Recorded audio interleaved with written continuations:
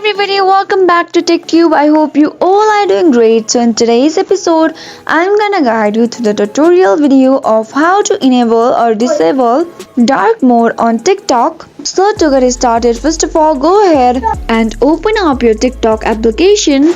And once you are inside the TikTok application, what you're gonna do is click on that little profile icon which is appear on the bottom right corner, and then from there click on the menu bar or three lines and then click on settings and privacy.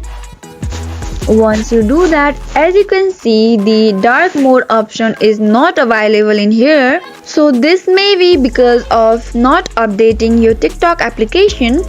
So what you can do is go ahead and open your Play Store and update it, and also you can report it on your TikTok, and the feature will be available to you within 3-2 days. So that's all guys, hope this video is helpful for you. If yes, please do not forget to subscribe to our channel and also press the notification bell for more updates.